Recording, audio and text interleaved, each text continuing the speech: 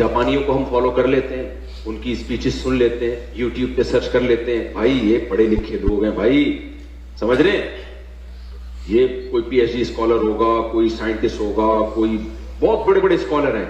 ہمارے نبی کے بارے میں پوری امت کا اجماع ہے بھائی, نہ لکھنا جانتے تھے اور نہ پڑھنا جانتے. ابے بھائی پھر کیوں فالو کر رہے ہو یار؟ خود بول رہے ہو کہ نہ لکھنا جانتے تھے اور نہ پڑھنا, امی تھے.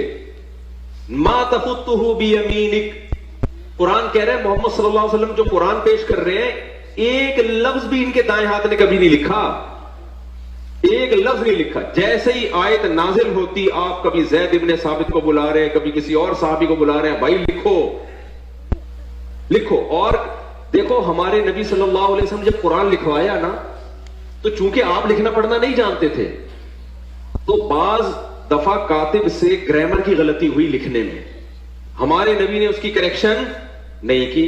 آپ کو نہیں پتا چلا کہ گرامر کے لحاظ سے یہ غلط لکھا ہوا ہے, وہ اب تک اسی طرح لکھا ہوا ہے. سمجھ رہے کہ نہیں سمجھ رہے؟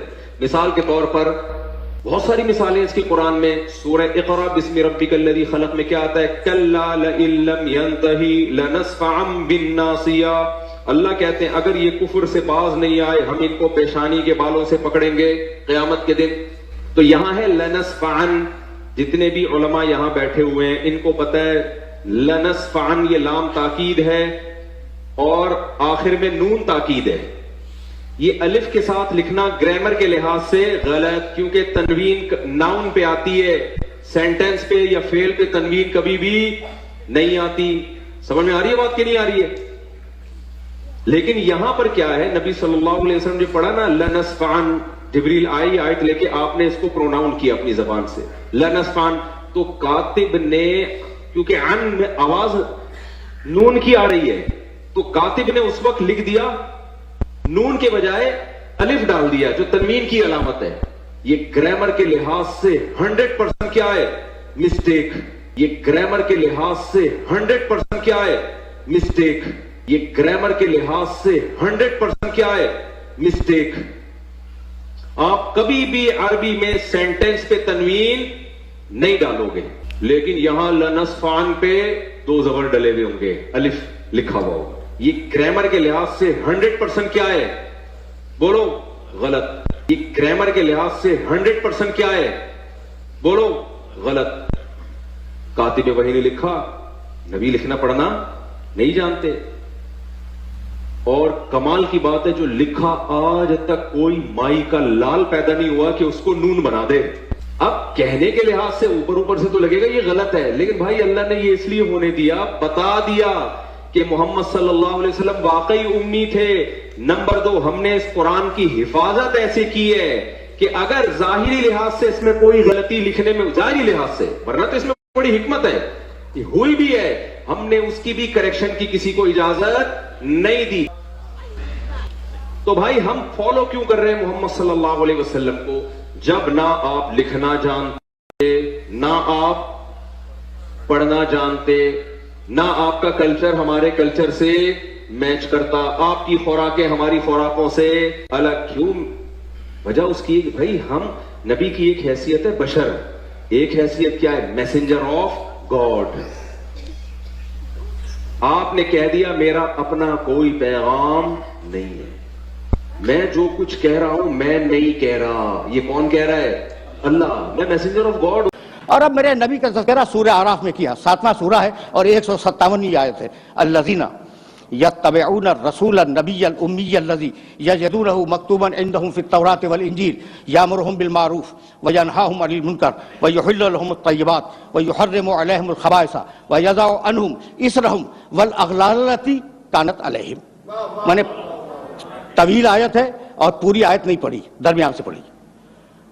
پیروی کرو الذین یتبعون الرسول النبی الامی, پیروی کرو, اور پیروی کرتے ہیں لوگ اس رسول کی, رسول جو پیغام لائے, اس نبی کی, نبی جو پیغام لے. ایک ہی شخص ہے, 2 آدمی نہیں ہے کہ الگ ہو رسول اور الگ ہو نبی. جب لے رہا ہے نبی ہے, جب دے رہا ہے رسول ہے. الذین یتبعون الرسول النبی الامی, امی کے لفظ کو روک رہا ہوں میں, بہت توجہ رکھنا. وہ لوگ جو پیروی کرتے ہیں اس رسول کی، اس نبی کی، اس امی کی، الذی یجدونہ مکتوبا عندہم فی التوراۃ والانجیل، اور یہ وہ نبی ہے کہ جس کا تذکرہ پانے والے قیامت تک توریت و انجیل میں پاتے رہیں گے۔ تعارف کرایا نبی کا۔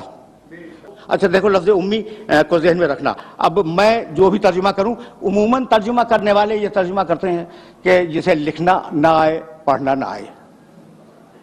امی جسے نہ لکھنا آئے نہ پڑھنا آئے، یہ ترجمہ عموماً کیا جاتا ہے۔ اچھا بھائی مجھے تو نہیں معلوم کہ یہ ترجمہ کیسا ہے اور اس پہ میں کوئی کمنٹ نہیں کرنا چاہتا، لیکن ایک بات میں کہنا چاہتا ہوں کہ پہلی وحی جب آئی ہے، بسم اللہ الرحمن الرحیم، اقرأ بسم ربک الذی خلق، اقرأ بسم ربک الذی خلق، خلق الانسان من علق، اقرأ وربک الاکرم الذی علم بالقلم علم الانسان ما لم یعلم۔ سرسری گرو گا حبیب پڑھو 2 مرتبہ، اور ہم نے انسان کو قلم سے لکھنا سکھایا، یعنی لکھنے کا بھی تذکرہ ہے، پڑھنے کا بھی تذکرہ ہے۔ یہ مرحلہ فکر ہے جی۔ تو اب امی پہ بات نہیں کروں گا، یہ رسول ہے، یہ نبی ہے، یہ امی ہے۔ رسول ہے، نبی ہے، امی ہے۔ اب دیکھنا کہ اس نبی کو ہم نے کیوں مبعوث کیا۔ یامرہم بالمعروف، ہم نے اسے اس لیے مبعوث کیا کہ وہ لوگوں کو اچھائیوں کو حکم دے، وَيَنْهَاهُمْ عَنِ الْمُنْكَرِ، اور لوگوں کو برائیوں سے روکے۔ توجہ رکھنا، یامرہم بالمعروف وَيَنْهَاهُمْ عَنِ الْمُنْكَرِ وَيُحِلُّ لَهُمُ الطَّيِّبَاتِ، پاکیزہ چیزوں کو انسانیت کے لیے حلال قرار دے، وَيُحَرِّمُ عَلَيْهِمُ الْخَبَائِثَ، اور خبیث چیزوں کو انسانیت پر حرام کر دے، وَيَضَعُ عَنْهُمْ إِصْرَهُمْ وَالْأَغْلَالَ الَّتِي كَانَتْ عَلَيْهِمْ، اور ہم نے اس نبی کو اس لیے بھیجا کہ تم نے جو اپنی بنیادیں بنائی ہوئی ہیں رسم و رواج کی، اور تمہارے جو رسم و رواج ہیں انہیں توڑ دے اور اللہ کے قانون کو نافذ کرے۔ حکم دیا اس آئے مبارکہ میں، ہر اچھائی کا حکم دے، ہر برائی سے روکے، ہر خبیث کو حلال کرے، حرام کرے، ہر طیب کو حلال کرے، تمہارے انسانی قوانین کو توڑے، اللہ کے قانون کو رائج کرے۔ ہر اچھائی کو جانتا ہے جب تو حلال کرے گا، توجہ رکھنا، ہر برائی کو جانتا ہے جب تو حرام کرے گا، ہر خبیث کو جانتا ہے، ہر طیب کو جانتا ہے، بھائی ہر چیز جانتا ہے، پھر امی ہے۔